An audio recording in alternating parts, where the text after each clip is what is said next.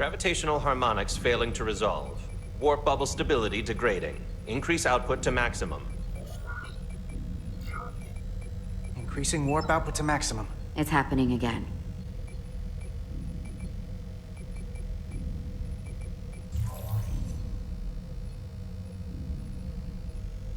It is evident that presently, the Resolute cannot achieve warp propulsion. Since our diagnostics rule out any problems with our warp systems or anything about the ship, the problem appears to be the fabric of space itself. Space itself? You're saying something about this region of space prevents warp travel? Prevents it, or can't sustain it. The storm didn't stop us from leaving space dock and traveling here. But could it still be causing this interference with warp travel? We must follow sound investigatory principles. Do not let an assumed conclusion drive your analysis. Sometimes we need a little inspired thinking, Mr. Chovak. Captain Solano is on his way back from the negotiations, and I want to have some answers for him when he gets here. Indeed. Given the facts at hand, we may be able to deploy subspace probes around the ship to construct a clearer picture of the phenomenon. Around the ship. I'll prep a shuttle.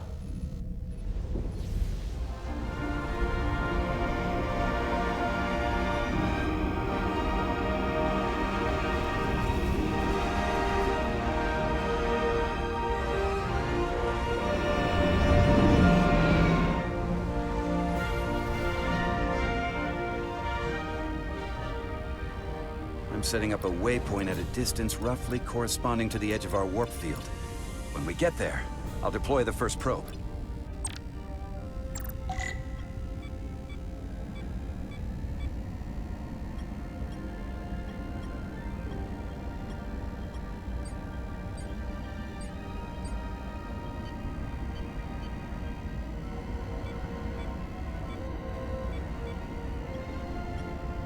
Commander Westbrook, the Resolute systems are calibrated to receive the probe's readings. We are standing by to reproduce the warp field collapse after the first probe is deployed. Thank you, Mr. Chovak. We'll be in position shortly. And, Mr. Diaz, do take care in piloting the shuttlecraft. Now is not the time to indulge in the human penchant for joyriding. Chovak probably isn't such a fun guy to work for, huh?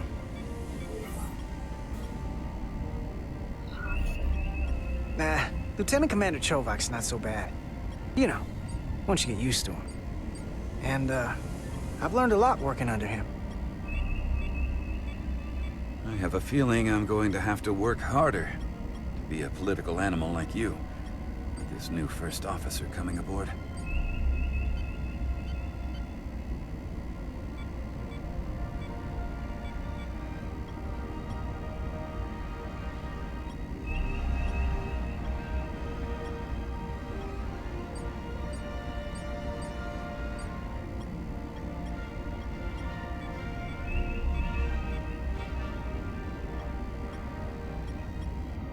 This is far enough.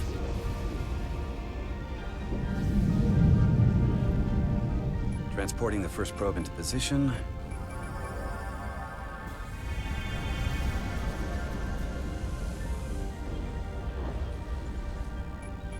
Westbrook here. The first probe is deployed. Understood. We are reading it. We are about to replay the simulation.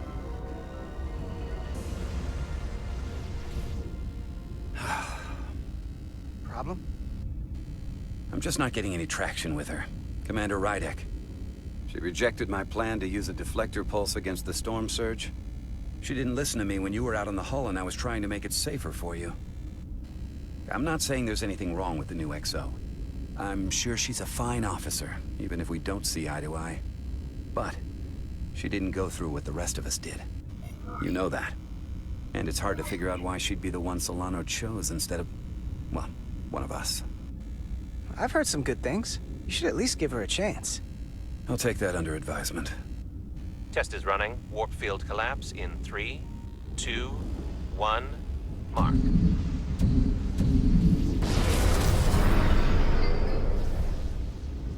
Whoa. All right, that is definitely a problem with the fabric of space. We need to get another probe out there.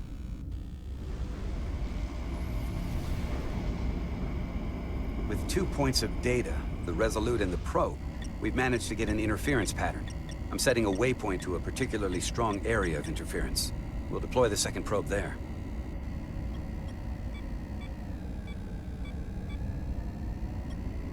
Listen, I'm gonna give you a piece of advice I wish someone had given me. Make sure you're never just one thing. And don't get so focused on what's in front of your face that you lose sight of the big picture. Before Rydek showed up, the captain pulled me into his ready room and told me he didn't think I had the people skills to be first officer. What a load of crap. I mean, if he'd said that about Chovak, sure. Well, if you're asking, I think you're a people person. After all, here we are. Me, an enlisted officer. You, one of the senior staff. Talking like old buddies. I should send Solano to talk to you. Bring him on. I'm sure you can handle him. You've got potential. You're a capable engineer. You're good in the field. Keep up the good work, and who knows? A solid jack of all departments like you could be Commander-in-Chief of Starfleet one day. Hell, Admiral Jellicoe started as a shuttle pilot. And there are places to go in the enlisted ranks, too. You know, I'd be the best leader Starfleet ever had. Lower decks always have to fix all the problems Command causes. Maybe I'd just save everybody some steps. Well, don't forget about us little people when you're running things. Of course not. You gotta remember where you came from.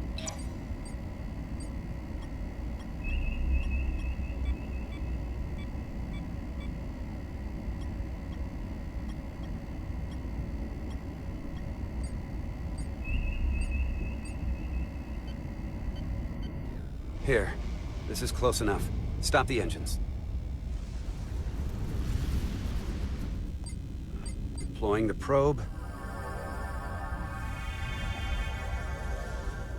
Westbrook to Commander Chovak. We're ready for another sampling of data. Very good. Running the simulation again. Warp field collapse in 3, 2, 1. Mark. There it is again. I saw it. It seems to be directional. Well, what about the scans? Anything?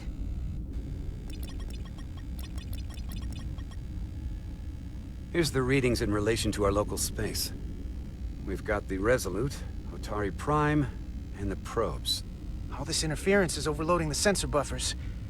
We're gonna have to triangulate the sensors manually.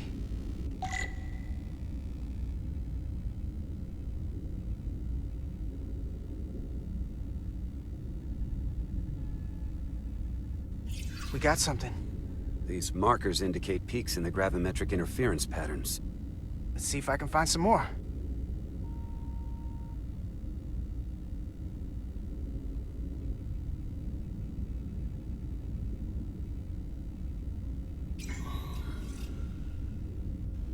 Hold up. This is coming from the moon. A beam that blocks warp travel. Aimed right at us. Someone is doing this intentionally. I don't know how they're doing it. This is like nothing I've ever seen. Why would they be doing this? We came here to help these people. And now we're getting hit by some warp-killing weapon? Now, look here. It's our current readings of the ion storm. These concentrations, they line up with the interference pattern. The storm and this beam, they're coming from the same place. Carter, whatever petty local conflict brought us here, it's just a small part of something much bigger.